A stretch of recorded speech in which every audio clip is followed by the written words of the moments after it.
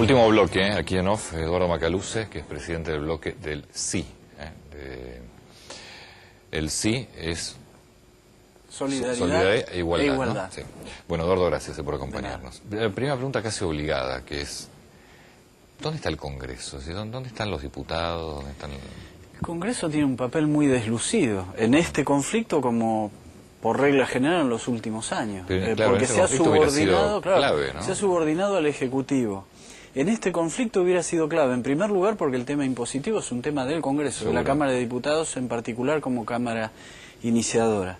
Pero además, en un momento en que el gobierno, el Ejecutivo, estaba enredado en sus propios errores y no tenía capacidad de diálogo, hubiera sido muy bueno que el Congreso convocara al diálogo, aunque más no sea para acercar a las partes, porque nosotros decíamos al oficialismo, si ustedes se ponen los pantalones en esta, hasta el Congreso les podría obviar meses de errores al propio gobierno, porque acercaría a las partes, nos sentaríamos a discutir todos, pero se han visto cosas. El otro día se reunió la Comisión de Asuntos Agrarios.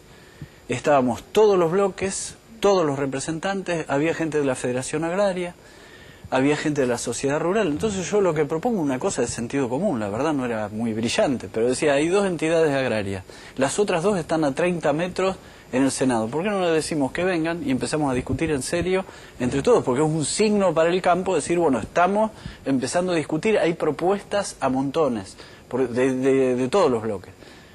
El oficialismo dice no, porque tendríamos un conflicto con el gobierno si convocamos a entidades que están en paro. Parte de la oposición dijo que no, porque prefería ir a hacer un acto paralelo 30 metros más allá de donde se reunía la comisión. Entonces uno dice, tengo la impresión como que quieren que el conflicto se extienda al gobierno para ver si desgasta a las entidades agrarias, y parte de la oposición a ver si desgasta al gobierno. Ahora, esto es suicida como sociedad, como dirigencia política. Cuando una dirigencia política no resuelve el conflicto y lo exacerba, ya pasa a ser parte del problema, y esto es grave en un país. Mientras nosotros hacemos esto, en Uruguay se han puesto de acuerdo para una política de desarrollo agropecuario. En Brasil hace 20 años se pusieron de acuerdo, duplicaron los planteles y hoy son el primer exportador de carne en pie. Y nosotros no podemos superar estos problemas de hacerle zancadilla al otro en un momento en que hay excedente presupuestario, hay excedente de la balanza comercial, los productos argentinos están por las nubes y tienen una demanda creciente.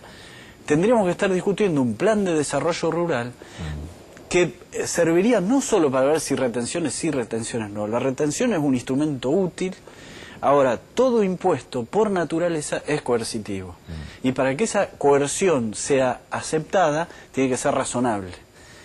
Un chacarero dice, ¿cómo? Yo tengo 50 hectáreas, tengo que pagar retenciones. El que especula financieramente no paga impuesto a la renta financiera.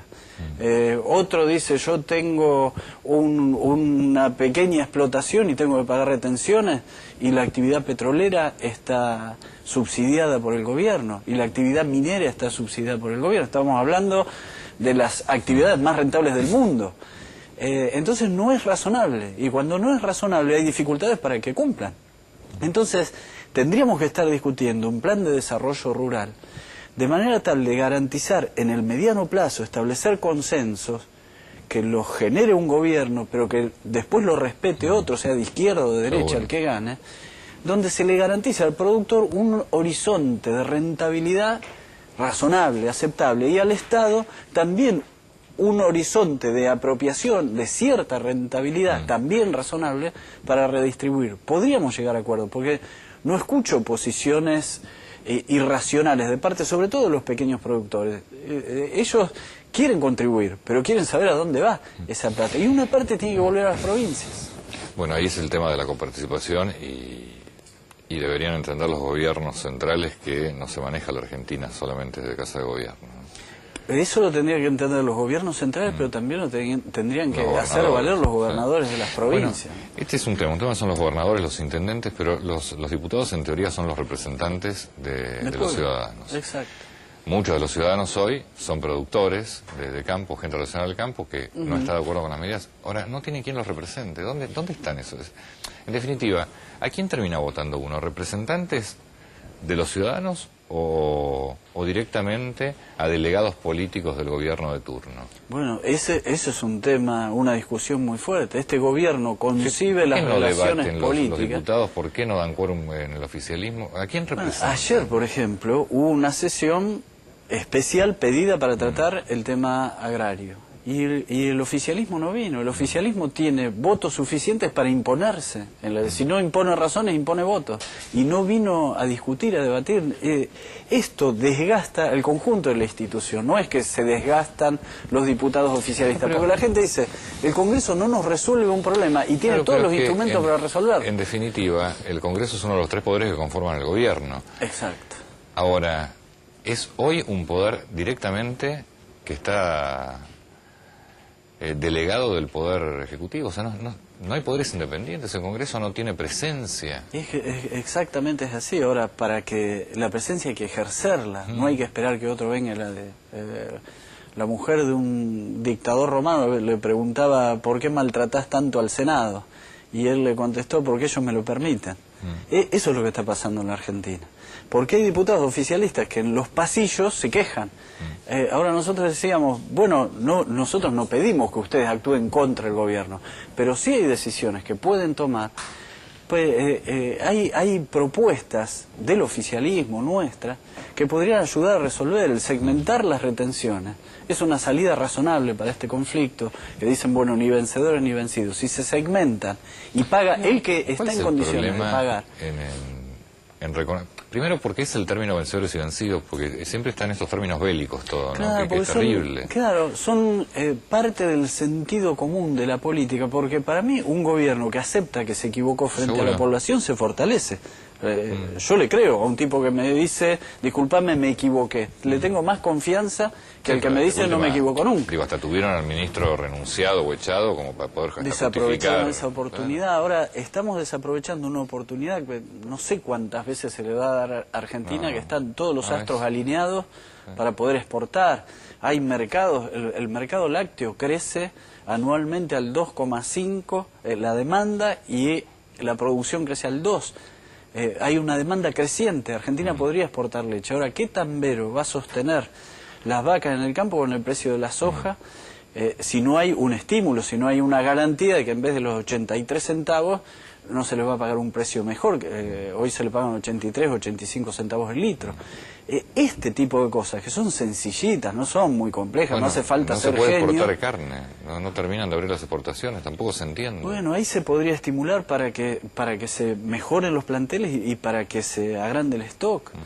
Ahora el Estado ahí tiene que intervenir. El gobierno dice, nosotros defendemos la intervención del Estado en la economía. Está bien si le estamos pidiendo eso. Ahora, ¿de qué manera interviene? Plancha las exportaciones. Los precios de los productos caen. En ese momento los grandes exportadores compran a precio vil al pequeño productor que no puede sostener el producto. Lo vende. Abre las exportaciones el gobierno, los grandes exportadores hacen su negocio. Se han ganado en el último año cerca de 400 millones de dólares con ese tipo de maniobras. Es decir, interviene mal, interviene torpemente, o es un negociado, o son torpes y no saben, pero donde tienen que intervenir no intervienen. Y intervenir significa estimular. Si no queremos convertirnos en un país de monocultivo, de la soja solamente, y bueno, estimulen al que tiene otro tipo de producción. Un minuto y nos despedimos.